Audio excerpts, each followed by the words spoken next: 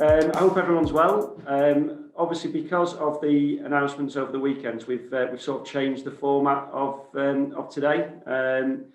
And Louise and Stacey are going to do an employment update to start with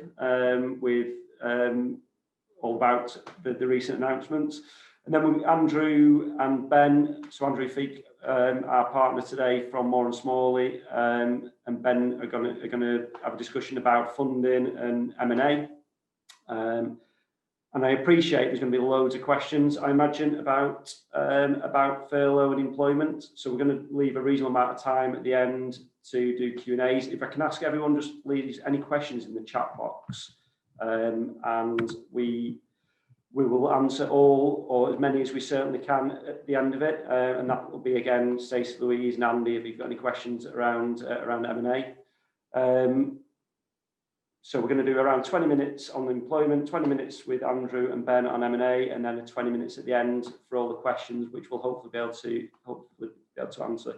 I'm going to hand over now to Stace, who you can unmute yourself. Can you? Yeah, I'm on. And Louise.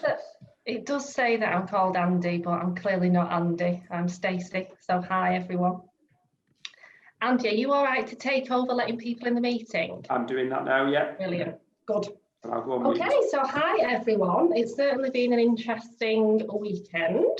So the whole of last week I spent talking about the JSS, which I now feel has been a complete waste of my week because that's now been put on the back burner, which is, and who knows when we'll see that again. So this morning, what we thought we'd do is Louise and I work together in the employment team. And what we thought we'd do is just take you through a summary of what we know now in terms of the continuation of the furlough scheme. There are still some grey areas, as there always is with these things. So we'll try and clear up as much as we can. And we'll also give you opinions as well as to where we think things are going to go in areas where we haven't had the firm advice yet. So we'll do that. So, Louise, do you want to run us through what we found out on Saturday and Sunday and late last night? Yeah, thank you, Stacey, and good morning, everybody. So Saturday night, Strictly Come Dancing was delayed only slightly, thankfully, by Boris. We heard that certain businesses were ordered to close by law, and they were non-essential retail. I won't go into all of the details of those because I bet you've heard it time and time again on the news, but we've got non-essential retail ordered to close, indoor and outdoor leisure facilities, entertainment venues, personal care facilities, and hospitality venues. Essential retail, for example, supermarkets, were to stay open. But what there has been, we've noticed, is a sort of area that has dropped through the gap there in terms of whether they are or aren't to stay open. We were expecting some guidance last night on that, and it hasn't come through yet. But it's things like, I know Stacey's been in touch with a cosmetic surgery establishment. That's not actually covered on the details at the moment, whether they close or not. So we've still got some businesses that drop through the gap and we're not quite clear yet whether they fall into the must close or can stay open category. Okay, thank you, Lou. So we feel, I mean, you'll probably have the same feeling, but we've got a sense here that we're not like we were in March, April. That's not where we've gone back to, because the guidance is different. And also, quite a key consideration from a work perspective is childcare. So obviously one of the big things back in March, April was obviously all the schools shut and nurseries, etc. So a lot of workers were unable to work because of childcare, and that's changed now. The guidance on that has changed, hasn't it, Lou? It has. So this time around, we shouldn't see as many of those issues with employees saying, well, I can't even work from home because my kids are here. I've not got any childcare. Because now they can still have childcare support bubble. So that's just one other household that they partner up with where they've got a child under the age of 13. And that household provides childcare for them. So that should prevent some of those resistance or issues that we saw back in March and April around childcare. We've also still got the support bubble for single parents as well. So they can partner up with another household where they are a single parent living alone with a child. What I would say about businesses and staying open is that the wording that we've seen released recently around everyone who can effectively work from home must do so is still there. And we're seeing more this time than in the previous lockdown that people are using that effectively word. And where they are permitted to stay open, they're looking at the individuals who need to work and say, actually, can they effectively work from home or not? Do we need them in the office to collaborate, to work in a team at least some of the time? And we're seeing more that businesses are using that to potentially get round the complete closure and have people in the workplace at some point. Yeah, we've had it quite a bit actually, and I think clients have been in touch throughout over the last couple of days, and there is that, we're seeing that confidence in businesses actually saying, well, from our perspective, we feel like we've got a business justification to have at least some roles still staying within you know, the office and the working environment. And likewise here with us at CG, we've got a bit of mix of both. We're a bit half and half. We've got some of the lawyers on the ground that are in the office, some are working from home, and we've just tended to do it on that case by case. But just having the confidence as a business to say, well, wait a minute, where do we stand with this, and where do we feel like we can justify if we do want people to, you know, to remain in work. And also, I've got a different sense of feeling from the employee side in terms of actually what clients are saying is that employees don't want to go back home. There's not the same you know, concern from employees as there was back in March, April, where everyone did want to sort of bunker down and stay put. That isn't necessarily the same feeling. So we're getting more employees saying, well, it's like, if I possibly can, please can I continue to come into work? And again, as long as we can justify that from that effectively terminology, like Louisa said, then yeah, that's something that we can look to do. So that is different. Yeah, we are expecting a further detailed list about who must close in a bit more detail. So that might, you know, take that choice away from certain businesses.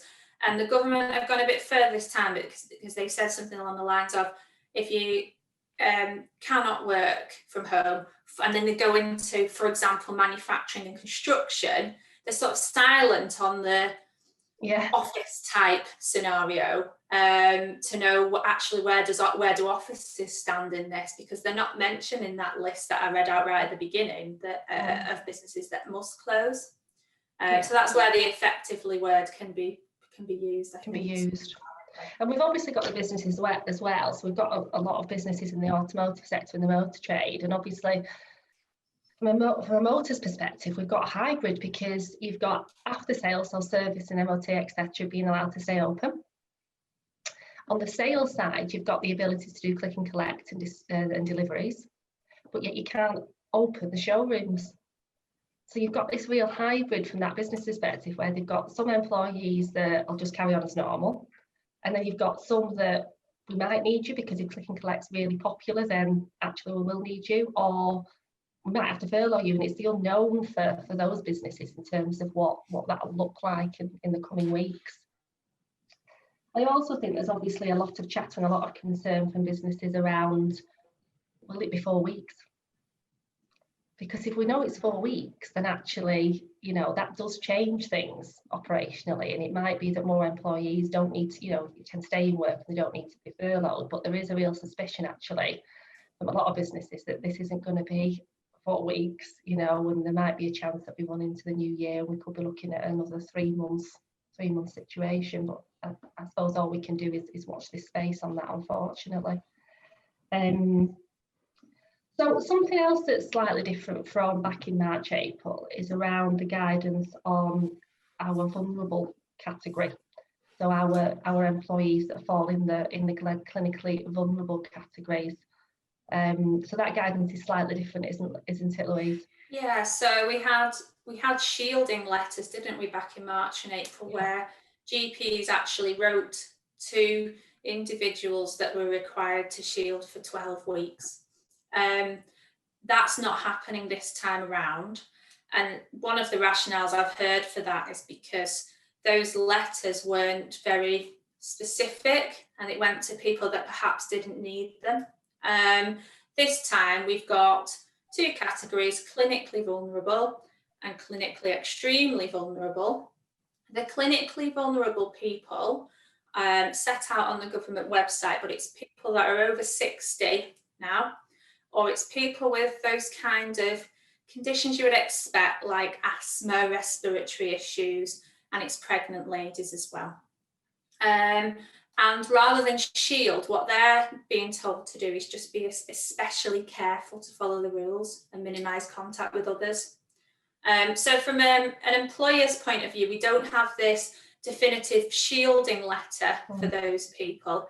Instead, we just need to think about the employer's duty of care to those employees and whether, well, we should do a risk assessment, we should, on those clinically vulnerable people, an individual risk assessment for each one, and consider whether actually it's reasonable or necessary for them to be in work.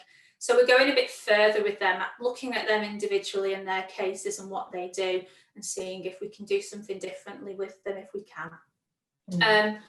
The other category, the more serious category, is the clinically extremely vulnerable people.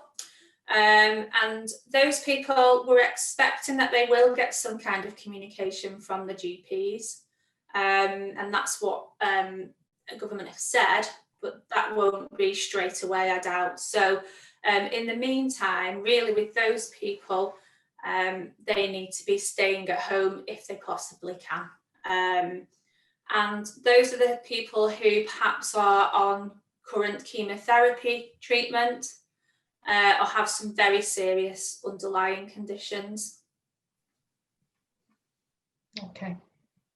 So it can be a bit tricky, that, can't it, Louise, from a sort of advisory perspective, in the sense of, you know, when is it appropriate to actually force someone to stay at home, and when is it okay for us to allow them to continue if they want to? It is, but health and, you know, you've got to factor in health and safety requirements of the business, and that has to take priority. Yeah, absolutely. So shall we dive into the actual furlough scheme in its extended form and what that looks like from a financial perspective? So I was really surprised actually on Saturday that they extended it at all, after Rishi saying that we need to bring this to an end, we need to only support sustainable jobs by obviously having the job support scheme, which was only supporting employees who could actually work 20% of their hours and then paying them for a proportion of the hours not worked. So instead, we've said, no, scrap that on the last day of when furlough was ending and JSS was meant to be coming in, and instead extend the furlough scheme. But it's not extended as it currently is. So instead it's extended on the basis of what it was back in August, which is miles better for employers. So what that means is in August, the employee received 80% of their normal salary for their hours not worked, up to the cap of £2,500 per month, and that's paid by the government. And the employers only have to pay the national insurance and pension contributions upon that 80%. So that is a much better position than the job support scheme, where the employer would have had to have found 20% of hours, the employee worked those and be paid for those, and then for the hours not worked, the employer would have had to have paid a third of those unworked hours as well. Other bonus with the furlough scheme being extended is that we can use flexi furlough, so we can still have people working. We can have them working part-time, reduced short time, and pay them as normal for those hours, and then furlough them for the difference, for the hours that they can't work. So we've got the benefit of the best of both worlds with the flexi furlough and the flexibility then to keep operations going. And the key thing for me, and if you're going to take one thing away from this furlough discussion today, is that all employees are eligible. They don't have to have been on furlough previously. So up until the end of October, you could only re-furlough somebody if they'd been furloughed previously. Now they can be furloughed whether they've been on furlough in the past or not. So they might be a new employee to your business, or they may just not have been affected by furlough in the past.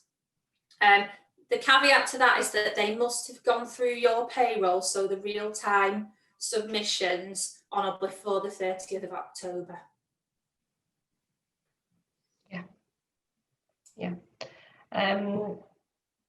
What is the situation, Louise, on issuing new furlough agreements? Because we've had loads of questions, haven't we, around? Oh yeah. So the furlough agreements, we've got to document the furlough arrangements, and you've got to keep that documentation for 5 years. So you need to have all your employees on a furlough agreement, whether that be a flexi furlough or a full-time furlough agreement. And what I'd say really is, even for those that you've already put on an agreement, reissue a new one, because it's probably, if you look back at it, it's probably become outdated now because of the changes to how much they get, the percentage of pay, or because you've probably said as well, the scheme might come to an end at the end of October. So adapt that and reissue. For those clients who are already on our retaining package, we've done a flexi furlough agreement and a furlough agreement. You should have that, and you should be able to tailor that for your business. Yeah, because that's it, because what we had was a situation where a lot of employers had obviously had to make decisions around getting people back into work come end of October, or in fact already issued letters on the JSS. So it's all a bit of a mess in some situations, isn't it, for both employees and employers. The other good thing about the new extended furlough is obviously the fact that it can still be used for employees who are being made redundant and serving notice, which was obviously different, wasn't it, from the JSS as it was going to be.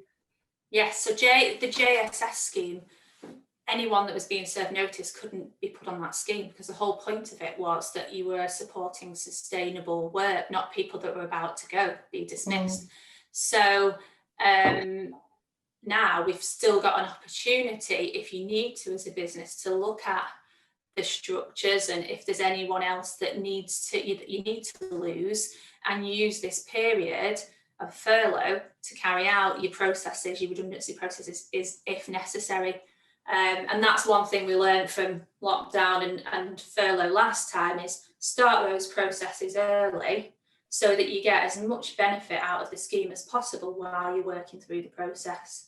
Because what we do know is, once this furlough scheme comes to an end, if the job support scheme comes in on a similar basis, we won't be able to use that job support scheme during the redundancy process and notice periods.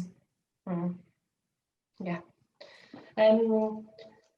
The other question we're getting a lot is around holidays, because a lot of businesses are obviously coming up to the end of their holiday years, the end of December.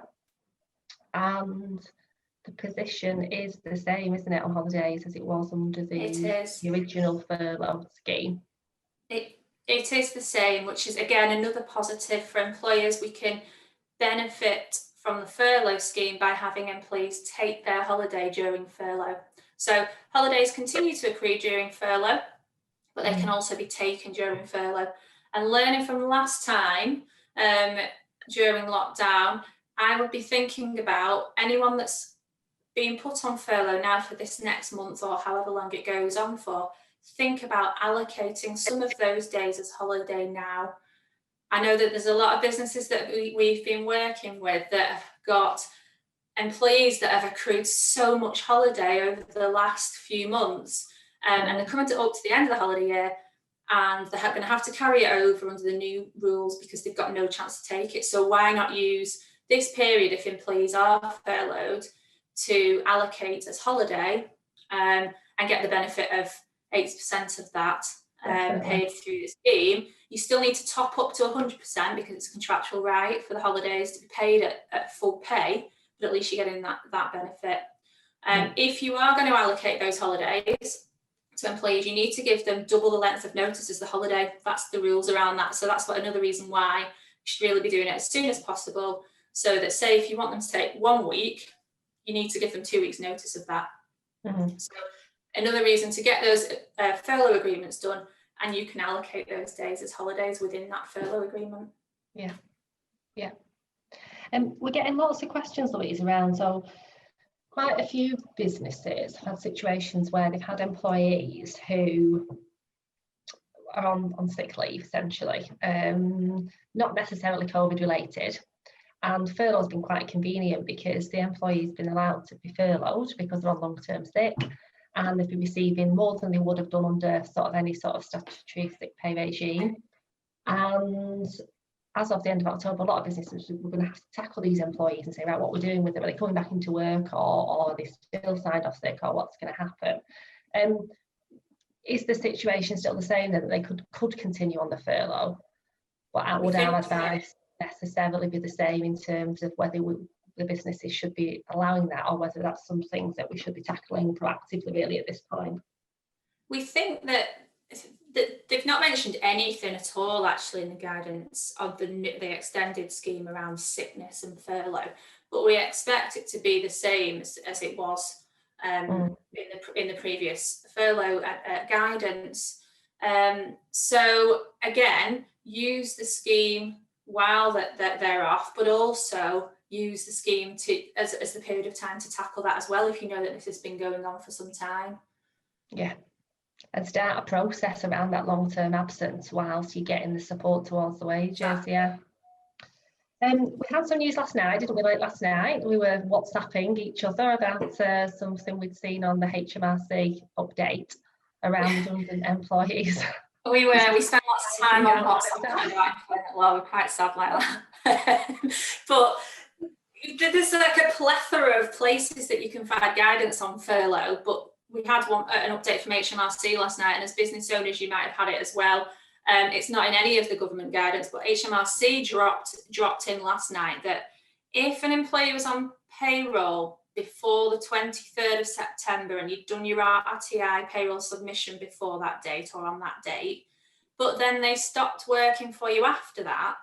So for instance, you may have been working towards redundancy at the end of October and they've been made redundant then, you can re-employ them and they can continue to qualify for furlough.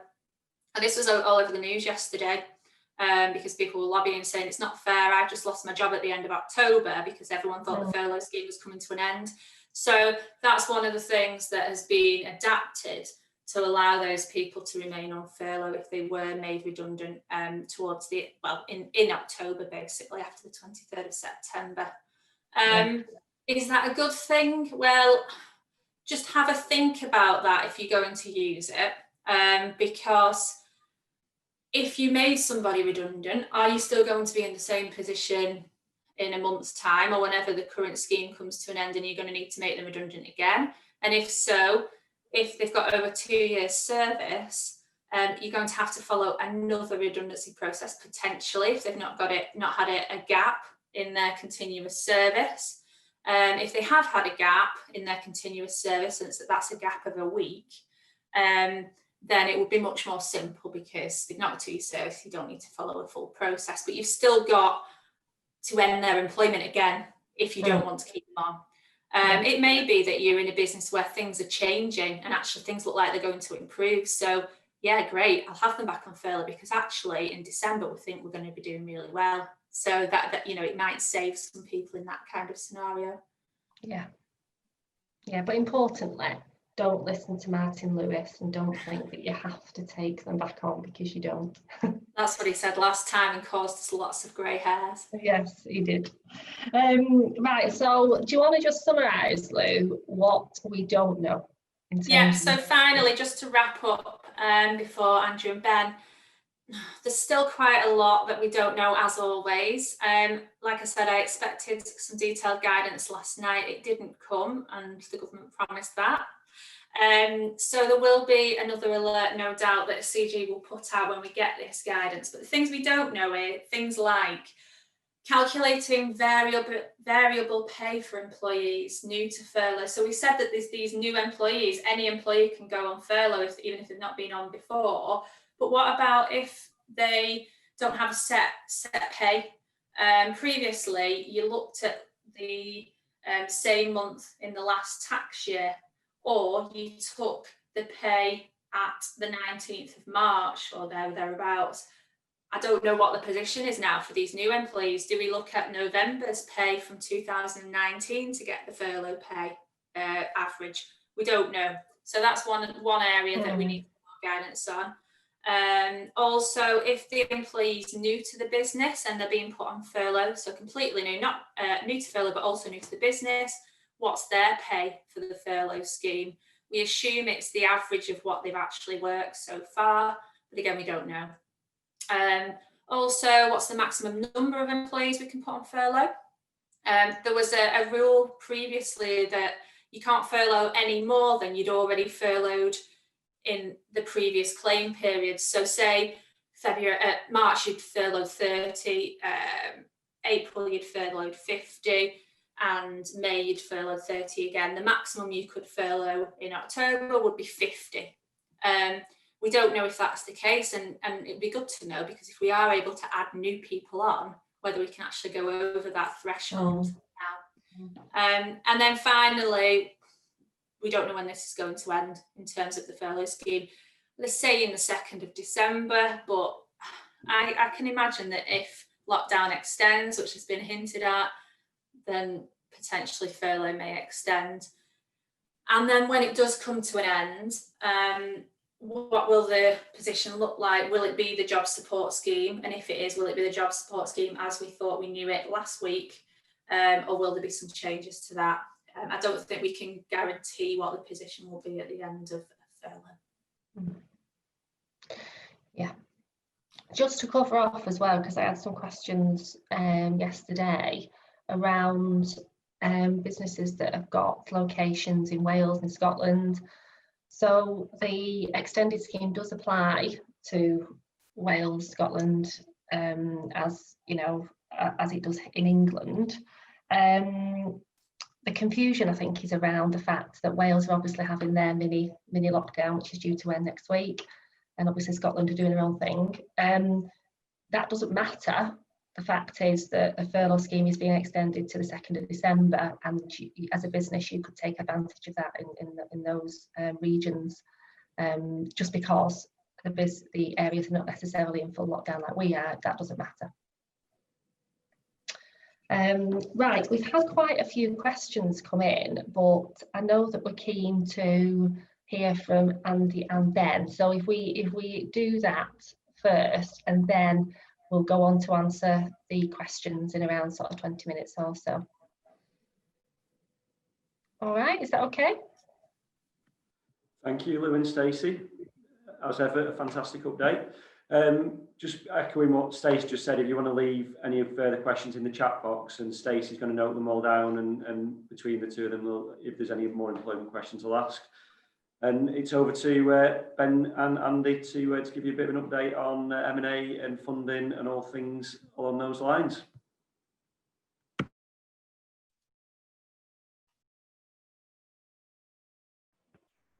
Brill. Thank you very much, Andy. Good morning, everybody. My name's Benjamin Dredge, so I'm the partner responsible for our corporate and commercial team. Obviously, what we just heard from Stacey and Louise is about the here, the now, the fallout from the weekend. But just to echo what Louise just said about furlough, you know, when will it end? Generally speaking, I think it's the only certainty we have got is that all of this will come to an end, and there should hopefully be light at the end of the tunnel. And what I think Andy Feek, who's joined us from Moore and Smalley, should be able to help us with is just to have a very brief discussion just around what the future brings, what are those businesses out there that are doing well, focusing on, try and have a little bit of a positive regroup if that's a thing we can do, so that we can look up to what the future is bringing. And broadly, there are positive stories out there. It can feel very much as if it's nothing but negative, but we work with Andy and his team with businesses to raise finance, look at M&A opportunities, investment, etc.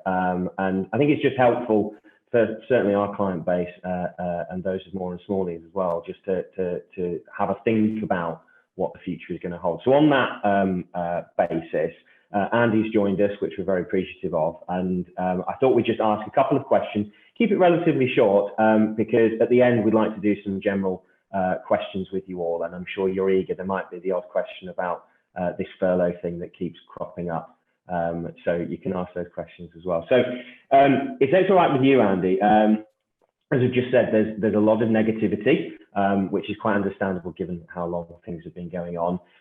Looming around the corner is Brexit as well, dare I mention the B word. From your point of view, there are businesses doing well out there. What are you seeing, both good and bad, in terms of the businesses that you're helping? Yeah, good morning, everybody. So I'm Andy Feek. I'm Head of Corporate Finance at MHA Moore & Smalley. I suppose what we're seeing is two very distinct pictures. There's absolutely some sectors that have been hit very hard by COVID. So thinking the likes of hospitality, leisure, travel, aviation, and those businesses really have been knocked sideways by them, and will absolutely be struggling. But on the flip side, and given the nature of what I do, I also see a lot of businesses that are having some of their best ever recorded months. So not just best ever this year, best ever recorded months. So it's very much a balance of this COVID world that we're living in has impacted some negatively, some positively. And I think it is difficult sometimes to focus on some of the benefits or the beneficiaries, let's say, of this new COVID world, rather than on the news where you just hear negativity and the economy's in decline and stepping back. I actually see, from my own personal experience, a lot of positivity out there from business owners about what they're seeing, feeling and hearing going forward. As I say, it's very much balanced up by a lot of negativity in certain sectors. And I think COVID itself has led to a massive acceleration of digital technology adoption. And that will mean that certain businesses have to look at what they do and make sure their service product proposition is right for the future. And you alluded to it, Ben. I think Brexit, how do you plan for that when nobody knows what that's going to be? I think everybody is hoping and expecting a deal of some form to be done to enable a smooth transition of goods back and forth. But if that's not the case, then I think that will have a severe impact on the economy, at least in the short term, as we work out how to get things across that border. So some headwinds out there, but I think there are absolutely some wins in what this economy will look like post-COVID. And I suppose it's pertinent on when you're looking at COVID, you're looking at Brexit, both of those, the only certainty we've really got is, I would imagine, into January, and with the Brexit deadline of the end of this year, the only certainty we've actually got is that things will change. There's almost no chance, I think, of things continuing in terms of an extension to the current arrangements as regards leaving the EU. So bizarrely, we find ourselves in a situation where the only certainty is change. Businesses, and I think the furlough scheme is an absolute prime example. Poor Stacey, Louise and the team have had to interpret changes in legislation in an hour, and get that out to our retainer base at a ridiculously short notice. And so, the law is changing at an incredible rate that certainly, in my experience, I've never seen, and I don't think we hopefully will see again. The cost of implementing those changes is huge for businesses, and I think certainly as we move into the new year, there will be more changes, and businesses need to consider how do they adapt to this concept of an ever-changing world in which they're doing business. You know, they need to look at their contracts, consider how, you know, there's every likelihood if you have a 2 or 3 year term contract, whether that be a lease, whether that be a supply arrangement, how can I almost proof it for the inevitable, which is things might change, whether that be disruption to staffing, whether that be new import or export restrictions. You know, there are things you can do within a contract in terms of force majeure clauses, in terms of change of control clauses. You can do things, and it's important to have that in mind. I think what would be useful then, yes, there are some positive success stories out there.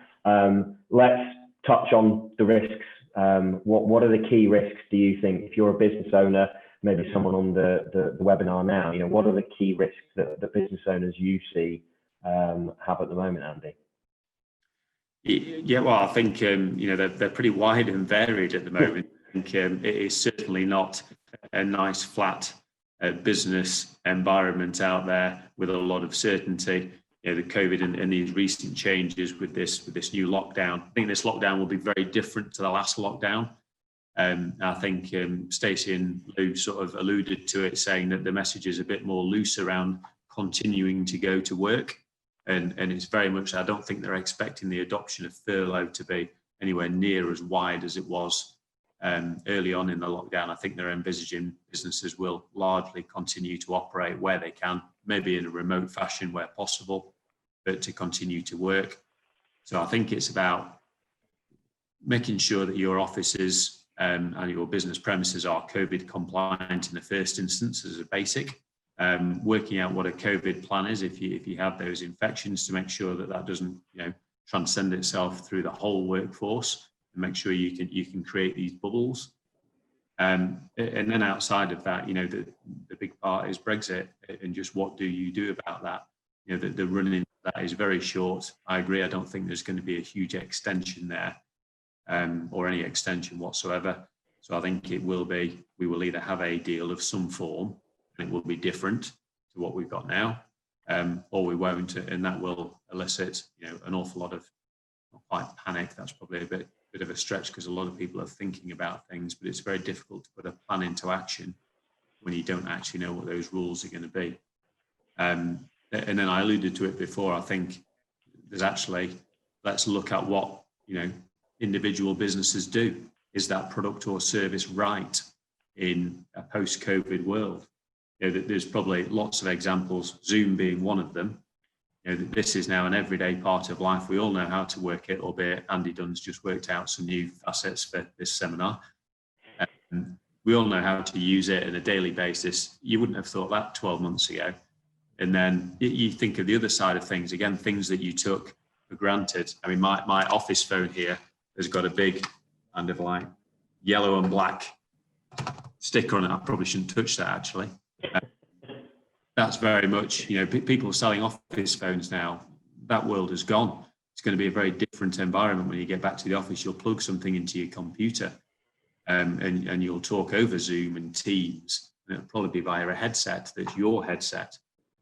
So I do think, you know, the marketplace in which businesses are operating has changed, and businesses need to look at what they do and make sure that their product or service is right in a post-COVID world. And the final point is around that, and you alluded to it with your contractual situation, Ben, where you look at your stakeholders, look at both your supply chain. You know, is that fit for purpose given the risks that we saw in those stock outs effectively early on? Look at your customer base. Are you speaking to your customers? Do you understand their own financial situations? You know, a lot of people have taken on a lot of debt, both in terms of, you know, big additional loans through CBILS, bounce backs, but also kind of other quasi-government debt. So VAT, PAYE deferrals, time to pay arrangements. In 2021, we'll see companies holding more debt than they've probably ever had before. And that's a good thing, because cash is absolutely king right now. Looking at how those businesses are going to repay that debt in the, you know, short and medium term, I can see debts and business failures rising quickly, probably from the end of Q1 onwards. So keeping in your customer base, as a key stakeholder in your business will also be important. And I suppose building on that, we talked about successful businesses. We've just touched on businesses that are struggling. In that environment where you have, winners and losers, the reality is that's an opportunity for businesses to de-risk, get out, sell to a competitor, but likely also for businesses that are doing well, and hopefully a lot of our clients to be doing well, would look for opportunities in the M&A market or getting investment looking to grow. I would like to think the last 6 months and the next 6 months are going to be completely different, but what are you seeing at the moment? Are there opportunities for businesses to grow other than organically at the moment? Yeah, very much so. I think, what for me has been very much a surprise is how much activity has happened over lockdown. And don't get me wrong, when lockdown first occurred in March, April, there was very much a bit of a shock factor as we all had to get used to working from home. We all had to get used to this new way of life and how you do your business in a digital fashion. But transactions very quickly came back, both existing ones that were running and also new transactions came to the table.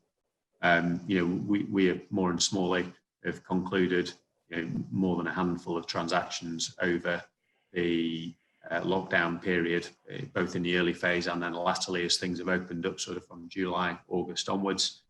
So I think that there is very much an appetite for M&A out there. If you look at what's required for M&A transactions, a key component of that is liquidity, is banks, debt providers, private equity having available funds to deploy. And that's absolutely the case right now. There's probably more liquidity at the moment through C-bills and through anything else, not that you use that for M&A perspective, but it creates money into the system, which can then be used for lots of different things. And then you need buyers and sellers. There's quite a few people had a bit of a wake up from COVID and beginning to think about, actually, I really don't want to go through anything here again. And is now an opportunity to at least plan, put those strategic steps in place to effect an exit for 2021. You've got the benefit of the Chancellor effectively deferring the autumn statement, where it was widely reported there was going to be a change to capital gains tax rates, not a beneficial basis. So that was going to increase the tax rates. And it's kind of widely reported that's going to happen in April now. So I don't know what that's going to be, but it's likely that at least the main rate of CGT of 20% is going to be increased more to income tax rates of that mid-30s to 40%. So that's absolutely driving some M&A transactions at the moment. There's a lot of businesses out there that are looking to acquire. I think there's a feeling there's bargains to be had.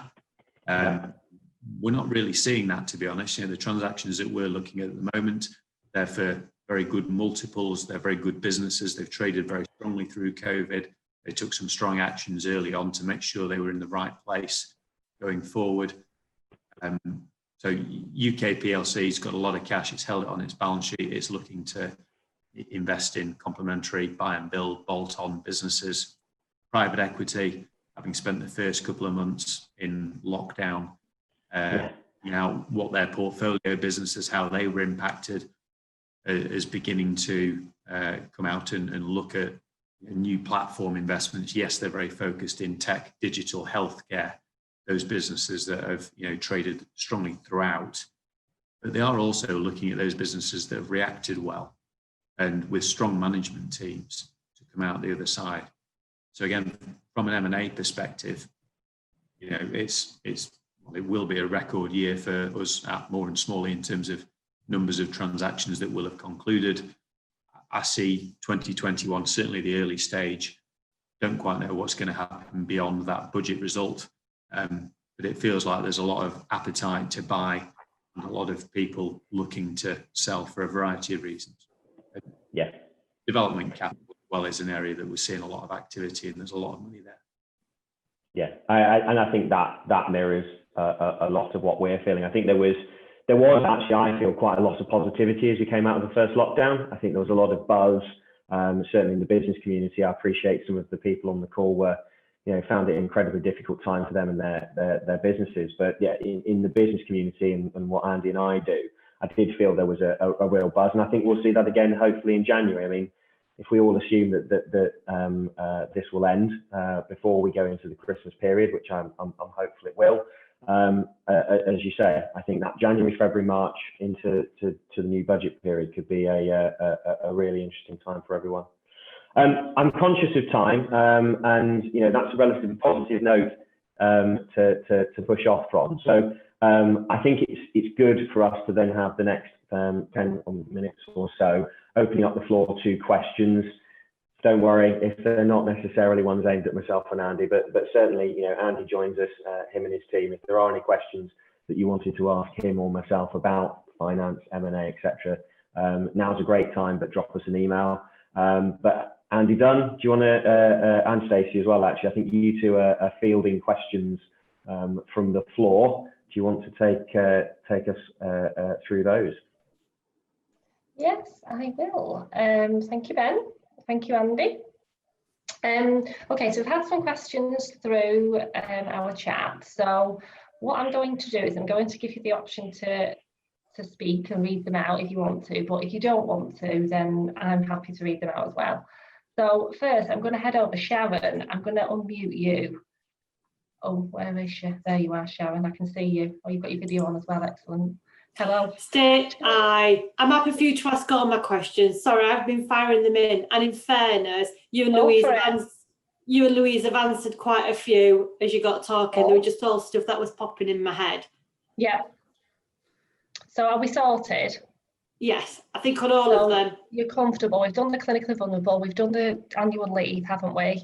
Yeah. And we've done the levers, which is a yes. Yes. So that's fine.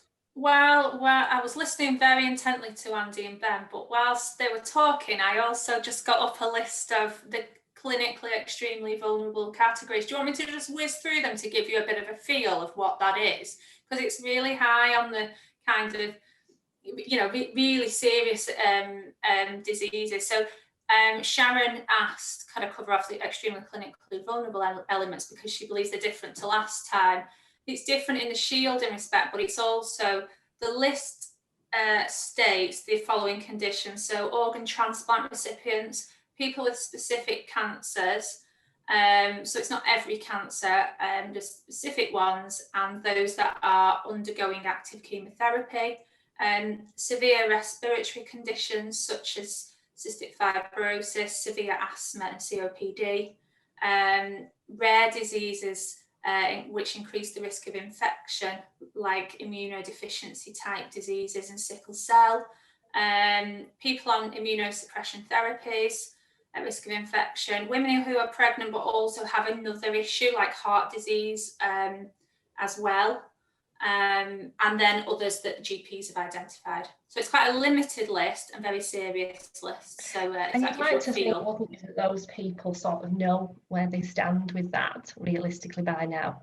And it's a more useful list because last time, I don't know about anybody else, we got them where they'd had asthma when they were 2 years old, who were off to shield and work from home. Sorry.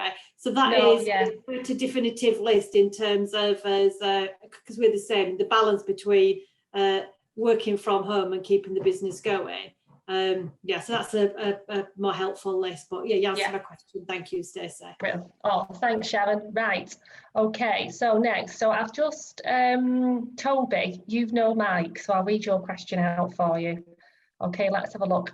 Test drive. So for everyone else who doesn't know, Toby is in the motor industry.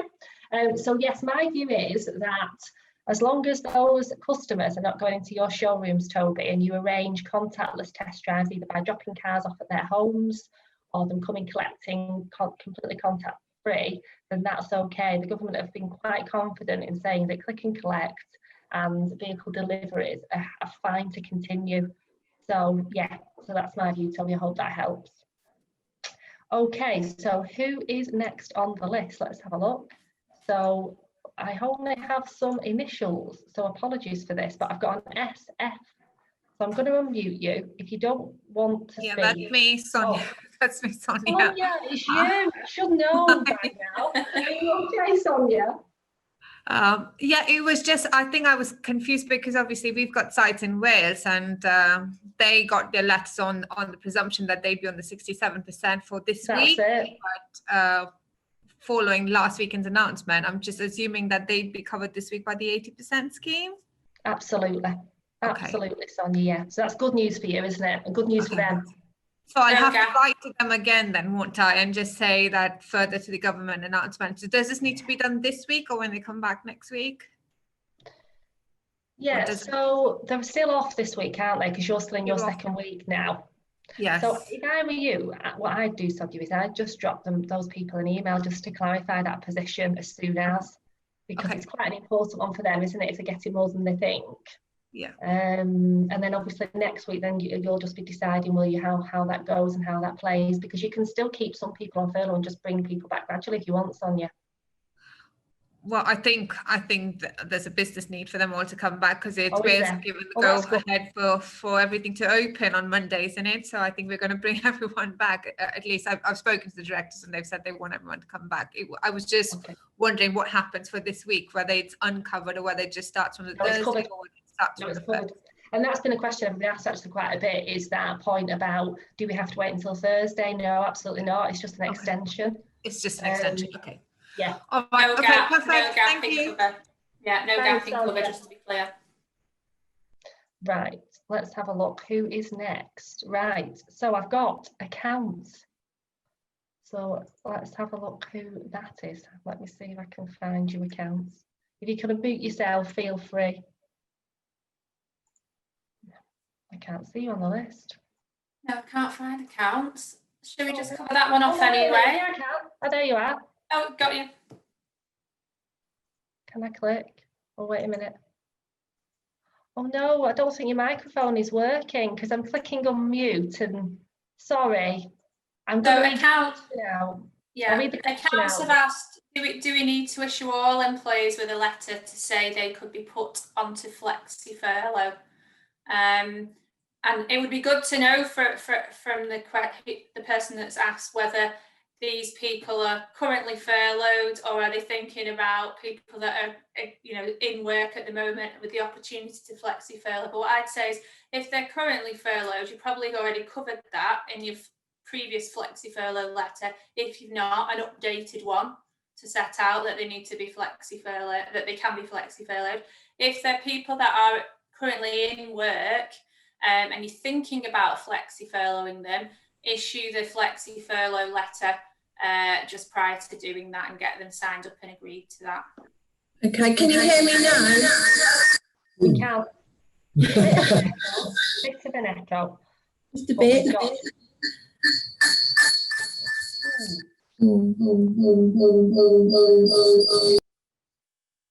Oh, sorry, that was, yeah, I don't know what that was.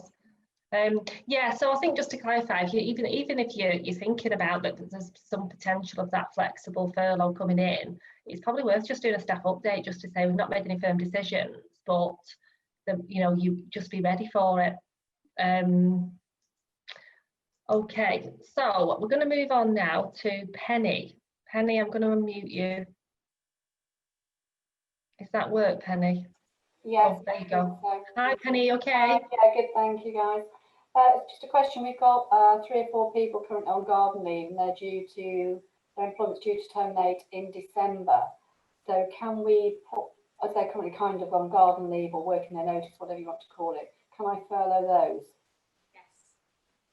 And that's a complete change from the job support scheme. So that's really helped you there. You can put them on furlough. As long as you can argue that the business is affected by COVID-19. Then yeah, so you wouldn't have been able to do that had it been the old the JSS scheme, but now it's the extension you can. Okay, that's great. Thank you, Louise. Okay. Okay, so Andy, you've asked a question. Let's see if we can unmute you. Oh, there you go. Yeah, so I've just got a question around small business owners, and this is, I'm thinking in my head, This could be the owner of a small retail shop who works in the shop. It's non-essential, has to close, but this is their main source of income. They might work 5 days a week or whatever in this shop. All the staff can go on furlough because they're staff effectively, but what of the business owner themselves? I'm just wondering, because previously the business owner, my understanding was you couldn't go on to furlough, but I just wanted to ask the question, see if there'd been any changes. I think that depends on the status of the owner, because if they're employed, I don't see why they couldn't go on furlough. Do you agree, Stacey? Absolutely. It just depends, Andy, whether they're paying themselves through PAYE, ultimately. So as long as they're paying themselves via PAYE, they should be. I mean, I had the exact same thing yesterday. I nipped in one of the local shops here, and the lady owner, knowing I'm a lawyer, she said to me, well, what can I do about myself? And I said, well, you can just use your earnings through your PAYE. And she said, well, I pay myself the absolute minimum and the rest I take in dividends. So what can, and I said, well, that is unfortunately just the way it is. You can't, your dividends are completely separate. And you can only take into account what you actually put through PAYE. Right, okay, so it's, yeah, as long as it goes through PAYE, 80% available. That's it. That's useful. Probably also just worth mentioning that if you're a director, that doesn't go away. You're still a director. You've still got all of your duties as a director. Sadly, that doesn't come with any salary or pay. If you're a company director, then that all of those rights and responsibilities stay, but it doesn't, as Louise say or Stacey, that it doesn't prevent you from being furloughed if you're also an employee. And most directors are normally employees as well. Yeah. Okay, thank you. Good. Right, I think I've captured everyone there. Do you think we've got everyone, Lou, on the chat? Yeah, cool. Right, so it goes without saying, guys, if you've got any questions or you've got any follow-ups or you want to speak to us one-to-one, just get in touch. We're around all day, all week, forevermore, weekends, evenings, whatever. So yeah, so get in touch. We'll be keeping you updated on our CG Uplift. I know most of you get that, so you'll be getting our updates through. Any news we get, it'll come straight into your inbox as soon as we know it. Yeah, thank you for joining us. Yes, thank you. I will circulate Andy Feek's details around to everyone who's joined today as well. So if you need to contact him and ask any questions, then feel free. I'm sure he'd welcome any questions. And just to thank you as well to Andy for joining us and giving us a bit of positivity as well. There are some positive things out there, despite all the bad news. And thanks, Lou and Stacey, as always, for your excellent knowledge. Couple of final thoughts for me are home working policy. If you've not got one, think about it, because that's going to be needed again. We've pandemic proofed our template for our retainers so that you can kind of just tailor it a bit given the circumstances. And also those furlough agreements, get those ready and get them adapted with your holidays in to allocate while they're on furlough. Just a couple of takeaways from me before you go. And one last thing to our employment retainers, there'll also be a COVID update just on your commercial contracts from our commercial contracts team. So that'll be coming out later today as well.